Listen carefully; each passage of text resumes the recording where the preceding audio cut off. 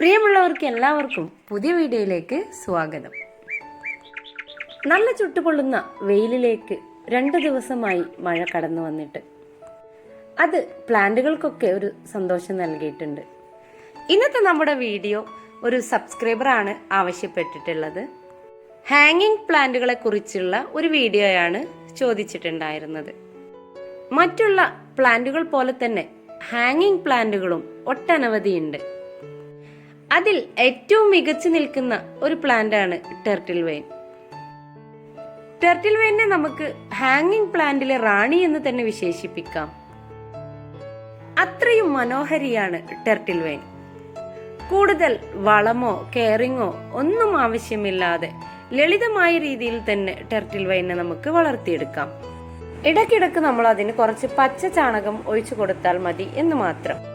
പിന്നെ ടർട്ടിൽ വൈനെ ഇതുപോലെ മൺപോട്ടുകളിൽ നട്ടു കഴിഞ്ഞാൽ ഇതുപോലെ വേരൊക്കെ നമ്മളെ മൺപോട്ടിന്റെ പുറത്ത് ഭാഗത്ത് പിടിച്ച് നല്ല ഹെൽത്തിയായി വളരും.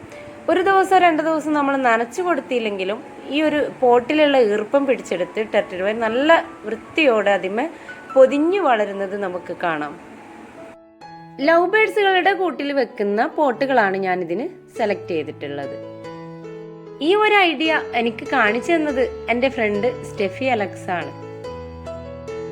ടർട്ടിൽ വൈൻ നടുന്ന സമയത്ത് പോട്ടിംഗ് മിക്സ് ആയിട്ട് നമുക്ക് ഒരൽപ്പം ചാണകപ്പൊടിയും ചകിരിച്ചോറും മണ്ണ് കൂടെ ചേർത്ത് കൊടുക്കാം. ചകിരിച്ചോറ് ചേർത്ത് നടുന്ന ടർട്ടിൽ വൈൻ പെട്ടെന്ന് വളർന്നു വലുതാകുന്നത് നമുക്ക് കാണാം. നല്ല വെയിൽ കൊള്ളുന്ന ഭാഗത്ത് നമുക്കിതിനെ സെറ്റ് ചെയ്യാതിരിക്കുന്നതാണ് നല്ലത്. ഇനി അടുത്തതായിട്ടുള്ള പ്ലാന്റ് ആണ് വാൻഡറിങ് ജൂ. അതും ഇതുപോലെ ഒരു പോട്ടിൽ ഞാൻ നട്ടെടുത്തിട്ടുണ്ട്.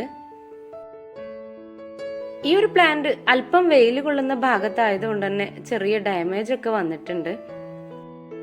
കൂടുതൽ കെയറിങ് ഒന്നുമില്ലാതെ തന്നെ വളരെ ഹെൽത്തി ആയി വളരുന്ന ഒരു പ്ലാന്റ് തന്നെയാണ് വാൻഡറിങ് ജൂ. വാൻഡറിങ് ജൂ നമ്മൾ കൂടുതൽ വെയിലുള്ള ഭാഗത്ത് സെറ്റ് ചെയ്യാതിരിക്കുന്നതാണ് നല്ലത്. വളരെ എളുപ്പം പ്രൊപ്പഗേറ്റ് ചെയ്തെടുക്കാൻ പറ്റിയ ചെടികൾ തന്നെയാണ് വാൻഡറിങ് ജൂവും അതുപോലെ തന്നെ ടർട്ടിൽ വൈനും.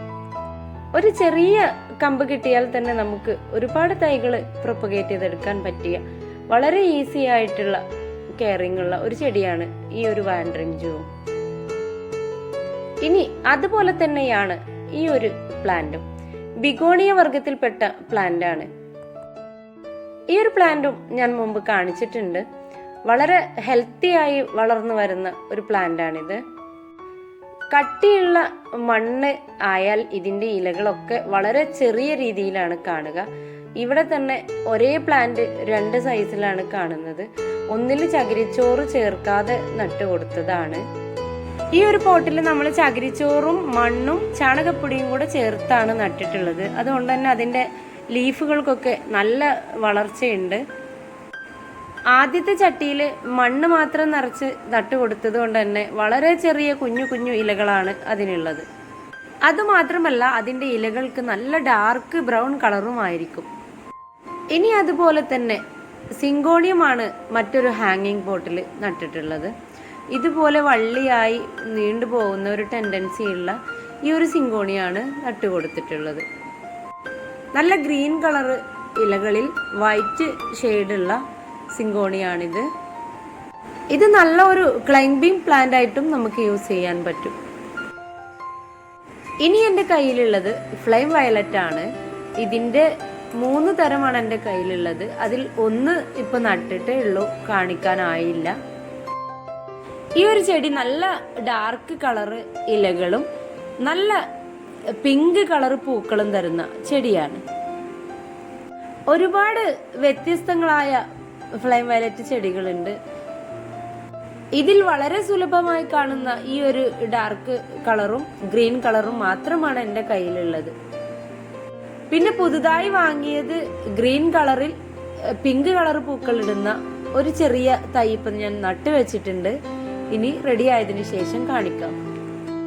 ഇതിനും നമ്മള് ചകിരിച്ചോറും ചാണകപ്പൊടിയും മണ്ണും കൂടെയാണ് പോട്ടിംഗ് മിക്സ് തയ്യാറാക്കിയിട്ടുള്ളത്. ഈ ഒരു ചെടിയെയും നമ്മൾ വെയിലത്ത് വെക്കാത്തതാണ് നല്ലത്. വളരെ സോഫ്റ്റ് ആയ ഇലകളാണ് ഉള്ളത്. അതുകൊണ്ട് തന്നെ വെയിലടിച്ചാൽ ഇല പഴുക്കുകയും കരിയുകയും ഒക്കെ ചെയ്യുന്നത് കാണാം. വളരെയധികം പൂക്കൾ തരുന്ന ഒരു പ്ലാന്റ് കൂടിയാണ് ഫ്ലെയിം വയലറ്റ്. അതുകൊണ്ട് തന്നെ നമ്മുടെ ഹാങ്ങിങ് പ്ലാന്റുകളുടെ ഇടയിൽ പൂക്കളുടെ മനോഹാരിത കാണാൻ വേണ്ടി നമുക്ക് ഫ്ലെയിം വയലറ്റ് ചെടിയെ ഇടയ്ക്കിടയ്ക്ക് സ്ഥാപിച്ചു കൊടുക്കാം. ഹാങ്ങിങ് പ്ലാന്റുകൾ നടുന്ന സമയത്ത് നമ്മൾ റൗണ്ട് ഷേപ്പിൽ നട്ടു കൊടുക്കുക. അല്ലെങ്കിൽ ഈ ഹാങ്ങിങ് പ്ലാന്റ് വളർന്ന് ഒരു ഭാഗത്തേക്ക് മാത്രമായിരിക്കും അത് വളർന്നു വരിക. അതുകൊണ്ടാണ് ചട്ടിയുടെ മധ്യത്തിലും ചുറ്റുമായി നമുക്ക് തൈകൾ നട്ടുകൊടുത്ത് ഒരേപോലെ ഹാങ് ചെയ്ത് വരാനുള്ള രീതി ഒരുക്കി കൊടുക്കാം. ഹാങ്ങിങ് പ്ലാന്റുകൾ ഇപ്പോൾ ഒരുപാട് വെറൈറ്റീസ് വിപണിയിൽ ലഭ്യമാണ്. ഹാങ്ങിങ് പ്ലാന്റുകളും പോട്ടുകളും ഒക്കെയായി ഈ ഒരു വീഡിയോ നിങ്ങൾക്ക് ഇഷ്ടമായിട്ടുണ്ടാവും എന്നാണ് എൻ്റെ വിശ്വാസം. ഇഷ്ടമായിട്ടുണ്ടെങ്കിൽ നിങ്ങൾ എൻ്റെ വീഡിയോ ഒന്ന് ലൈക്ക് ചെയ്യുക, കമൻറ്റ് ചെയ്യുക, ഷെയർ ചെയ്യുക. ഇനി സബ്സ്ക്രൈബ് ചെയ്യാതെയാണ് നിങ്ങൾ കാണുന്നതെങ്കിൽ ഒന്ന് സബ്സ്ക്രൈബ് ചെയ്യുക. തൊട്ടടുത്ത് ഒരു കുഞ്ഞു ബെല്ലൈക്കൺ ഉണ്ട്. അതിൽ ഓൾ എന്ന ഓപ്ഷൻ ക്ലിക്ക് ചെയ്താൽ മാത്രമേ ഞാൻ ഇടുന്ന പുതിയ പ്ലാനിൻ്റെയൊക്കെ വിശേഷങ്ങളും അതുപോലെ സെയിലും ഒക്കെ അറിയാൻ സാധിക്കുകയുള്ളൂ. ഓരോ വീഡിയോക്കും എൻ്റെ കൂടെ നിൽക്കുന്ന നിങ്ങൾക്കെല്ലാവർക്കും ഒരിക്കൽ കൂടി നന്ദി, നമസ്കാരം.